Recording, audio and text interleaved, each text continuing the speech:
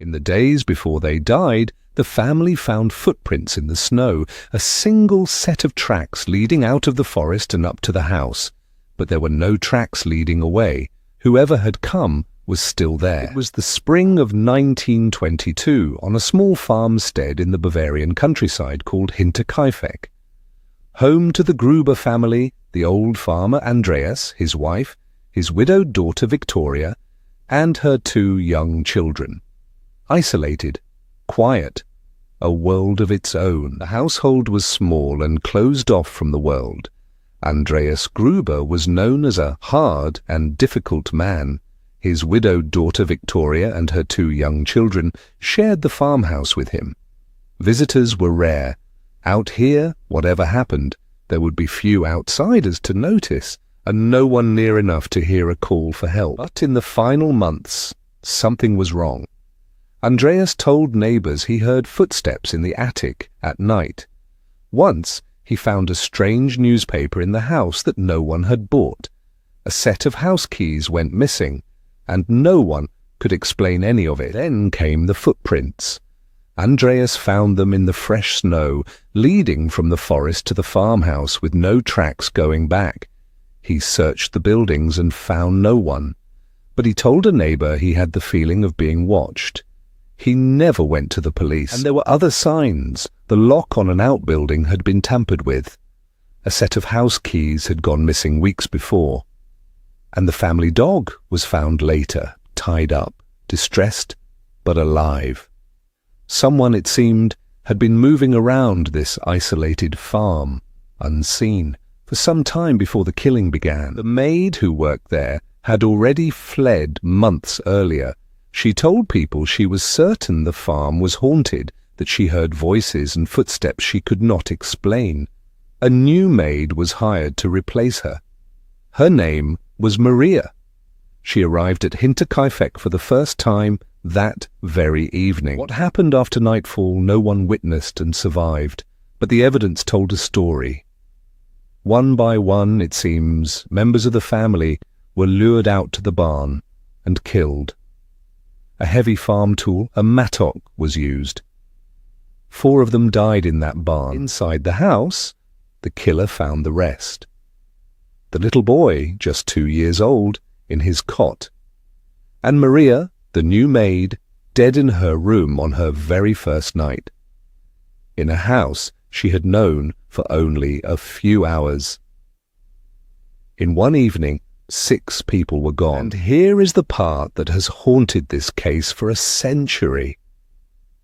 The killer did not run. Over the next days, smoke rose from the chimney. The cattle were fed and watered. Food in the kitchen had been eaten. Someone was living in that farmhouse with the dead. A neighbor later recalled seeing smoke from the chimney and thinking nothing of it. The postman left letters that were never collected. A mechanic who came to repair a machine found no one to greet him and simply left. For days, ordinary life went on around the farm, while inside its walls nothing living stirred but the animals and whoever was feeding them. Neighbors noticed the family had vanished from village life. The children missed school. Mail piled up. Finally, days later, a group of men from the village walked out to Hinterkaifeck to check on them. What they found in the barn would be remembered for generations. The investigation was vast and chaotic. Hundreds of people were questioned. In a detail that sounds like fiction, the victims' skulls were sent to Munich, where a clairvoyant was asked to help. Investigators chased suspect after suspect. None of it led to a conviction. Over the decades, theories multiplied. A robbery gone wrong, though money was left in the house, a jealous former lover, a neighbor with a grudge. There were dark rumors within the family itself. Names were whispered, but whispers are not proof, and no one was ever charged. The case refused to die. It was reopened again and again over the years, most recently by police cadets decades later, using modern methods to re-examine the old evidence. They reportedly reached a conclusion and a likely suspect. But out of respect for living relatives, they never made the name public. The farmhouse itself is gone now, torn down not long after the murders. When workers cleared the site, a small shrine was later raised nearby for the 6 who died.